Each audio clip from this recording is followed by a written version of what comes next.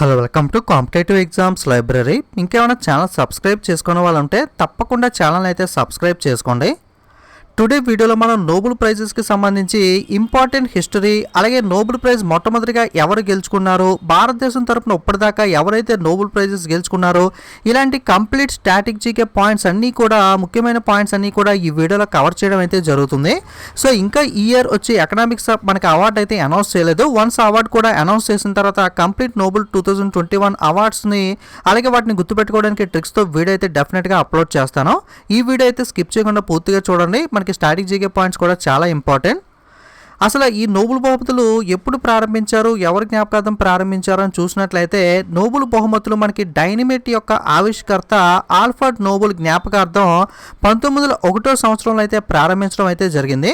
Okay, so Alfred Nobel జ్ఞాపకార్థంగానే మనకి Nobel పేరు మీద ఈ అవార్డ్స్ అయితే, నోబెల్ బహుమతులు అయితే 1901 సంవత్సరం నుండి అయితే మనకి ప్రదానం చేస్తున్నారు. ఓకే, మనకి డైనమైట్ ఇన్వెంటర్, మనకి డైనమైట్ యొక్క ఆవిష్కర్త ఎవరు అంటే ఆల్ఫ్రెడ్ నోబెల్. అలాగే నోబెల్ బహుమతులు ఎవరి జ్ఞాపకార్థం మనకి ప్రదానం చేస్తున్నారు అంటే ఆల్ఫ్రెడ్ నోబెల్ యొక్క జ్ఞాపకార్థం ప్రదానం చేస్తున్నారు.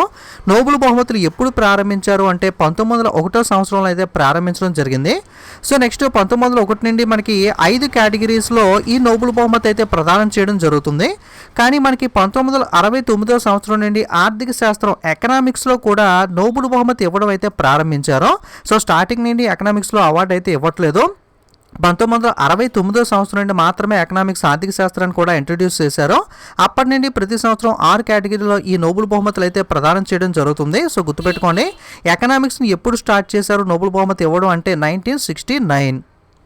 నెక్స్ట్ శాంతి బహుమతి, పీస్ ప్రైజ్ మినహా అన్ని అవార్డులు కూడా స్వీడన్ రాజధాని స్టాక్ హోమ్లో అయితే ప్రదానం చేయడం జరుగుతుంది. సో శాంతి పురస్కారం, పీస్ ప్రైజ్ మాత్రం ఓస్లో, నార్వేలో అయితే ఇవ్వడం జరుగుతుంది. సో ఇది కూడా ఇంపార్టెంట్, గుర్తుపెట్టుకోండి.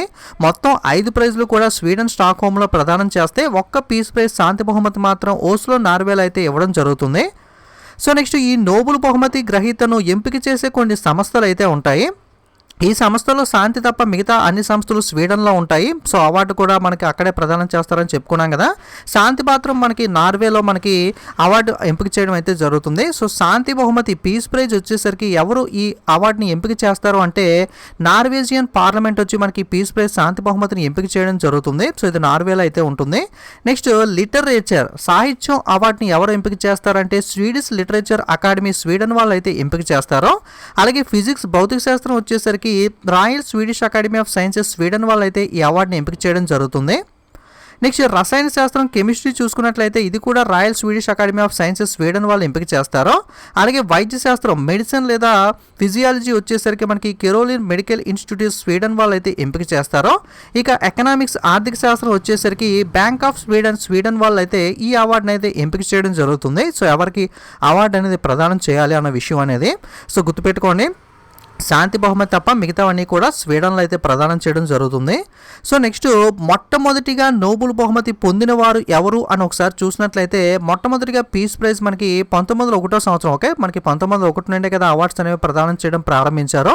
పీస్ ప్రైజ్, శాంతి బహుమతి మొట్టమొదటిగా ఎవరు వచ్చింది అంటే హెన్రీ డ్యూనెట్. ఓకే, హెన్రీ డ్యూనెట్ స్విట్జర్లాండ్కి సంబంధించిన పర్సన్. అలాగే ఫెడరిక్ ప్యాసీ ఫ్రాన్స్కి సంబంధించిన పర్సన్. ఇద్దరికి కూడా మొట్టమొదటిసారిగా శాంతి బహుమతిని అయితే ప్రదానం చేయడం జరిగింది.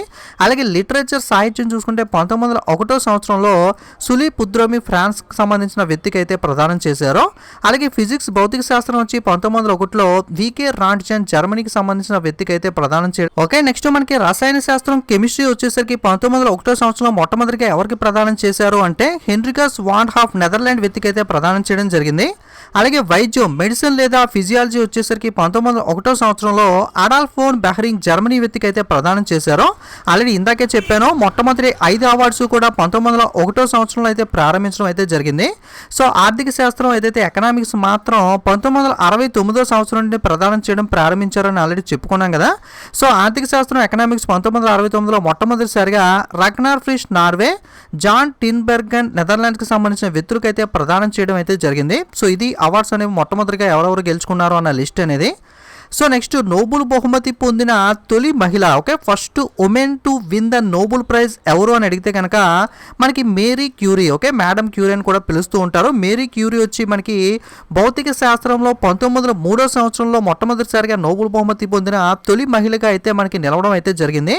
Okay, first women to win the Nobel prize, Nobel బహుమతి పొందిన తొలి మహిళ ఎవరు అంటే మేరీ క్యూరీ. ఏ కేటగిరీ అంటే ఫిజిక్స్, భౌతిక శాస్త్రం, 1903 సంవత్సరం. అలాగే 2 రంగాల్లో నోబెల్ బహుమతి పొందిన తొలి వ్యక్తి, first person to win the 2 Nobel prices in 2 different categories ఎవరు అని అడిగితే కనుక సో ఇది కూడా మనకి మేరీ క్యూరీ ఆన్సర్ అయితే అవుతుంది. సో మొట్టమొదటిగా భౌతిక శాస్త్రంలో 1903 సంవత్సరంలో నోబెల్ బహుమతి పొందిన తర్వాత 1911 సంవత్సరంలో రసాయన శాస్త్రంలో కూడా మనకి మేరీ క్యూరీ నోబెల్ బహుమతిని అయితే గెలుపొందడం జరిగింది. నెక్స్ట్ నోబెల్ బహుమతిని పొందిన మొట్టమొదటి భార్యాభర్తలు, ఓకే, మనకి నోబెల్ బహుమతి పొందిన మనకి ఫస్ట్ మ్యారీడ్ కపుల్ ఎవరు అని అడిగితే కనుక సో ఇది కూడా మనకి మేరీ క్యూరీ మరియు పియరీ క్యూరీ, అంటే మేరీ క్యూరీ వాళ్ళ హస్బెండ్ మేరీ క్యూరీకి ఇద్దరికి కూడా మనకి నోబెల్ బహుమతి అయితే రావడం జరిగింది. సో నోబెల్ బహుమతి పొందిన మొట్టమొదటి భార్యాభర్తల కపుల్ ఎవరు అంటే మ్యారీడ్ కపుల్ మనకి మేరీ క్యూరీ మరియు పియరీ క్యూరీ. అలాగే నోబెల్ బహుమతి పొందిన తల్లి మరియు కూతురు, అంటే మదర్ అండ్ డాటర్ ఎవరికి నోబెల్ బహుమతి వచ్చింది అని అడిగితే కనుక ఇది కూడా మేరీ క్యూరీ ఫ్యామిలీకే, మేరీ క్యూరీ అలాగే వాళ్ళ డాటర్ ఇరానీ జూలియట్ క్యూరీకి మనకి అవార్డు రావడం జరిగింది. అలాగే నోబెల్ బహుమతి పొందిన తండ్రి మరియు కుమార్తె, ఫాదర్ అండ్ డాటర్ ఎవరు అని అడిగితే కనుక పియరీ క్యూరీ మరియు Irani Juliet Curie. Okay, family మొత్తం కూడా నోబెల్ బహుమతులు అయితే గెలుపొందడం అయితే జరిగింది. సో ఈ విధంగా కూడా క్వశ్చన్ అడిగే అవకాశం ఉంది కాబట్టి గుర్తుపెట్టుకోండి. నెక్స్ట్ చనిపోయిన తర్వాత నోబెల్ బహుమతి పొందిన తొలి వ్యక్తి, ఓకే, చనిపోయిన తర్వాత నోబెల్ బహుమతి పొందిన తొలి వ్యక్తి ఎవరు అంటే Erik Axel Karlfeldt. Okay, Erik Axel Karlfeldt సాహిత్యం లిటరేచర్లో 1931 సంవత్సరంలో చనిపోయిన తర్వాత నోబెల్ బహుమతి పొందిన తొలి వ్యక్తిగా అయితే నిలబడడం జరిగింది. అలాగే చనిపోయిన తర్వాత నోబెల్ బహుమతి పొందిన వ్యక్తులు అసలు మొత్తం ఎంతమంది ఉన్నారంటే 2 మాత్రమే ఉండడం జరిగింది. ఎరిక్ ఆక్సెల్ కార్ల్ఫెడ్ సాహిత్యం 1931 ఇందాక చెప్పుకున్నాం కదా. ఆయనతో పాటుగా డగ్ హామర్స్ జోల్డ్ ఎవరైతే ఉన్నారో ఈయన 1961 సంవత్సరంలో శాంతి బహుమతిని అయితే గెలుపొందడం జరిగింది. చనిపోయిన తర్వాత ఇద్దరికి మాత్రమే అవార్డ్స్ అనేవి ఇచ్చారు. ఆ తర్వాత ఏం జరిగింది అంటే 1974లో from 1974 onwards prize cannot be awarded posthumously. Posthumously అంటే ఏంటి అంటే చనిపోయిన తర్వాత అవార్డుకి ఎవరిని కూడా ఎంపిక చేయకూడదని చెప్పి 1974 సంవత్సరంలో నిర్ణయం తీసుకోవడం జరిగింది. Unless death has occurred after the announcement of the Nobel prize. కానీ ఒక లిమిటేషన్ ఉంది, అదేంటి అంటే అవార్డు అనౌన్స్ చేసిన తర్వాత ఇన్ కేసు వాళ్ళు చనిపోయినా సరే వాళ్ళకి అవార్డు ఇస్తారు, కానీ అవార్డు ఇచ్చే టైంకి మనకి సెలక్షన్ అప్పటికి వాళ్ళు బ్రతికి ఉన్న వాళ్ళని మాత్రమే కన్సిడర్ చేస్తారు. చనిపోయిన తర్వాత అవార్డు ఇవ్వడం అనేది 1974 నుండి అయితే మనకి విత్డ్రా చేసుకోవడం అయితే జరిగింది.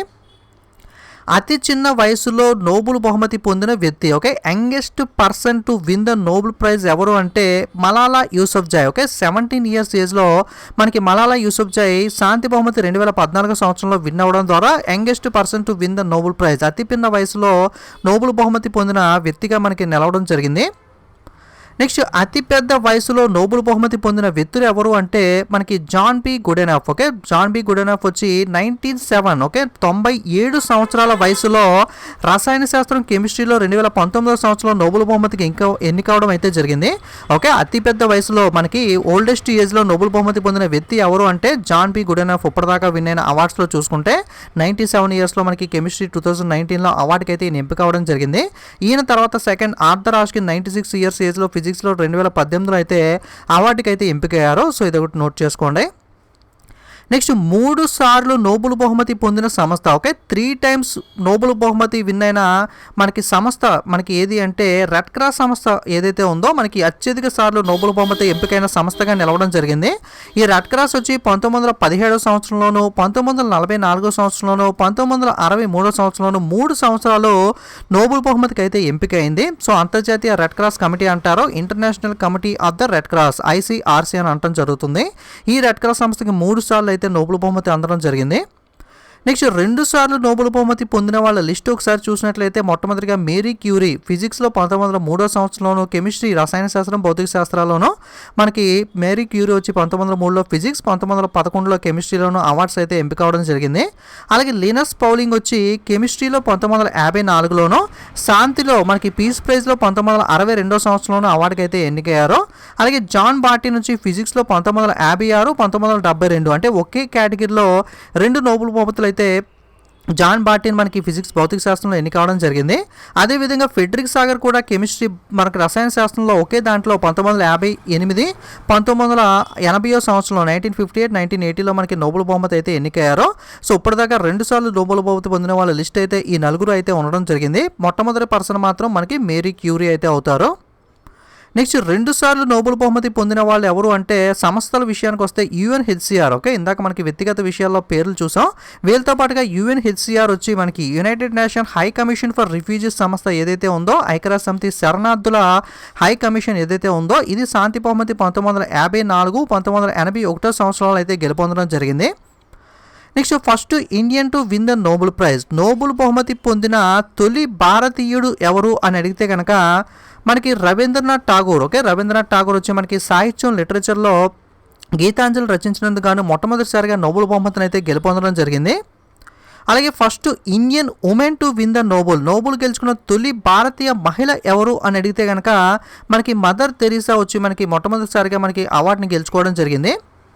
Next from India. ఓకే, భారతదేశం తరపున చూసుకుంటే ఇప్పటిదాకా 13 మంది నోబెల్ బహుమతికి అయితే ఎన్నికవడం జరిగింది. భారతదేశం తరపున ఇప్పటిదాకా 13 మంది సభ్యులు. ఓకే, కొన్ని చోట్ల 12 అని ఉంటుంది. విఎస్ నైపుణ్యులు కొంతమంది కన్సిడర్ చేయట్లేదు. విఎస్ నైపుణ్యులు కూడా కన్సిడర్ చేస్తే 13 అవుతుంది.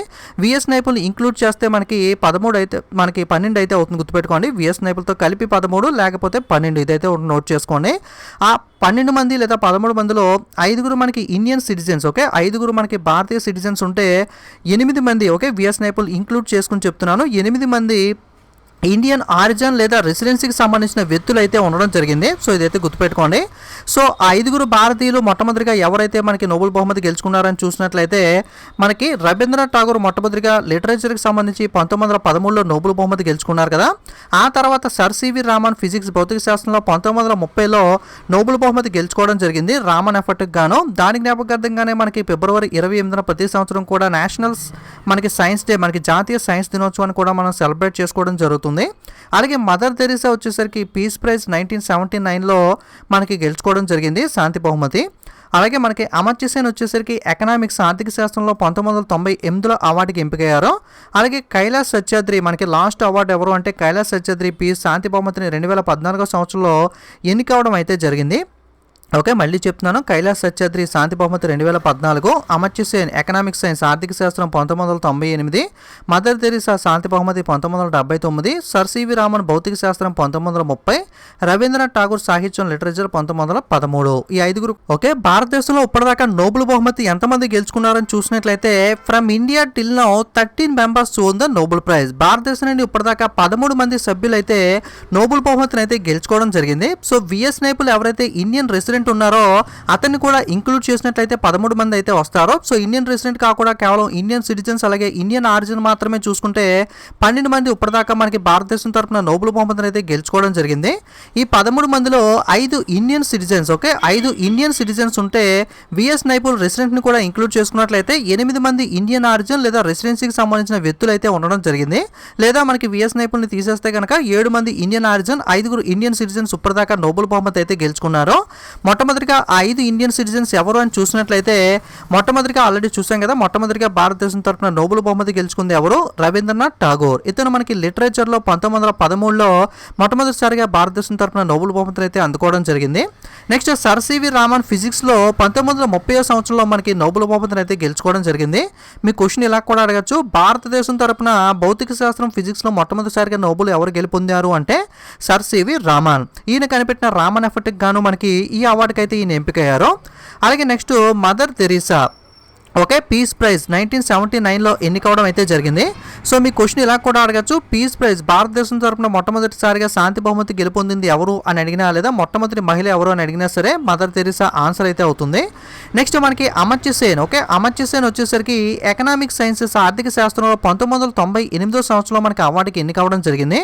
నెక్స్ట్ కైలాస్ సత్యాద్రి వచ్చేసరికి పీస్ ప్రైజ్ శాంతి బహుమతి 2014 సంవత్సరంలో అయితే ఎన్నికయ్యారు. ఓకే, ఒకసారి మళ్ళీ తెలుగులో చెప్తున్నాను, కైలాస్ సత్యాద్రి శాంతి బహుమతి 2014, అమర్త్య సేన్ ఎకనామిక్ సైన్స్ ఆర్థిక శాస్త్రం 1998, మదర్ తెరీసా శాంతి బహుమతి 1979, సర్ సివి రామన్ భౌతిక శాస్త్రం 1930, రవీంద్రనాథ్ ఠాగూర్ సాహిత్యం 1913. ఓకే, 5 కూడా ఇండియన్ సిటిజన్స్ కింద అయితే కన్సిడర్ చేయడం జరుగుతుంది. Next overseas citizens of Indian origin. Okay, overseas citizens of Indian origin list చూసినట్లయితే హర్గోవింద్ ఖురానా. ఓకే, హర్గోవింద్ ఖురానా వచ్చేసరికి ఫిజియాలజీ లేదా మెడిసిన్లో 1968లో మనకి అవార్డుకి అయితే ఎన్నికయ్యారో. ఇతను యునైటెడ్ స్టేట్స్కి సంబంధించిన పర్సన్. కాకపోతే ఇతను ఇండియన్ ఆరిజిన్ ఎందుకు అవుతారు అంటే ఇతను మనకి రాయ్పూర్ బ్రిటిష్ ఇండియాలో అయితే జన్మించడం జరిగింది. Okay, born in Raipur British India. That's why we consider him as the Indian origin person. Next Subrahmanyan Chandrasekhar. Okay, Subrahmanyan Chandrasekhar వచ్చేసరికి ఫిజిక్స్ 1983 1983 సంవత్సరంలో భౌతిక శాస్త్రంలో ఇతను నోబెల్ బహుమతికి అయితే ఎన్నికయ్యారో. ఇతను కూడా United states but born in Lahore British India. Okay, Lahore British ఇండియాలో జన్మించడం వల్ల ఇతను కూడా ఇండియన్ ఆరిజిన్ కింద అయితే కన్సిడర్ చేయడం జరుగుతుంది.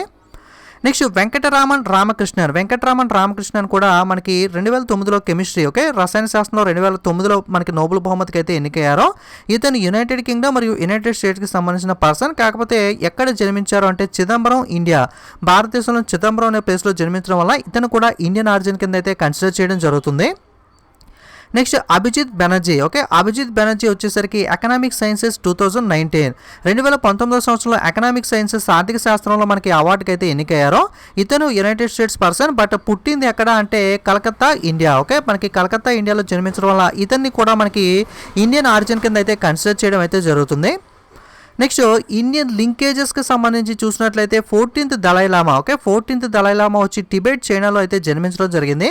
ఓకే, 14వ దలైలామా అయిన మనకి దలైలామా గారికి చైనాలో, టిబెట్లో జన్మించారు. ఈయనకి 1989 సంవత్సరంలో శాంతి బహుమతి అయితే లభించడం జరిగింది. అలాగే మనకి Rudyard Kipling. Okay, Rudyard Kipling వచ్చేసరికి 1907 సంవత్సరంలో లిటరేచర్ సాహిత్య బహుమతికి అయితే ఎన్నికయ్యారో. ఇతను మనకి యునైటెడ్ కింగ్డమ్కి సంబంధించిన పర్సన్ బట్ బొంబాయి బ్రిటిష్ ఇండియాలో అయితే మనకి జన్మించడం అయితే జరిగింది. Next Ronald Ross. Okay, Ronald రోజ్కి ఫిజియాలజీ లేదా మెడిసిన్. ఓకే, ఫిజియాలజీ లేదా మెడిసిన్లో 1902 సంవత్సరంలో అవార్డుకి అయితే ఎన్నికవడం జరిగింది. ఇతను యునైటెడ్ కింగ్డమ్కి సంబంధించిన పర్సన్ బట్ ఎక్కడ జన్మించారు అంటే అల్మోరా, బ్రిటిష్ ఇండియా. అలాగే విఎస్ నైపుల్ కూడా కన్సిడర్ చేసుకుంటే 2001 సంవత్సరంలో లిటరేచర్ సాహిత్యంలో మనకి అవార్డు అయితే రావడం జరిగింది. ఇతను మనకి ఇండియన్ రెసిడెంట్. ఓకే, ఇది మనకి టోటల్గా ఇండియా తరఫున ఎవరెవరు అవార్డ్స్కి ఎన్నికయ్యారో అలాగే history, static, GK important points అనేవి. సో వన్స్ అవార్డ్స్ అన్ని అనౌన్స్ జరిగిన తర్వాత ఈ సంవత్సరం అవార్డ్స్ అన్ని కూడా కలిపి ట్రిక్స్తో ఈజీగా ఎలా గుర్తుపెట్టవచ్చు అన్న దాని మీద వీడియో అయితే డెఫినెట్గా చేస్తాను. తప్పకుండా ఛానల్ అయితే ఫాలో అవుతూ ఉండండి. అలాగే సోషల్ మీడియా లింక్స్ కూడా డిస్క్రిప్షన్లో ఇచ్చాను. లేదా మీరు డైరెక్ట్గా టెలిగ్రామ్ యాప్లో కానీ, ఇన్స్టాగ్రామ్లో కానీ, ఫేస్బుక్లో కానీ వెళ్ళి కాంపిటేటివ్ ఎగ్జామ్స్ లైబ్రరీని సెర్చ్ చేసి మన ఛానల్ లోగో చూసి మీరు అయితే జాయిన్ అవ్వచ్చు. ఇది ఈరోజు వీడియో అనేది. Thanks for watching.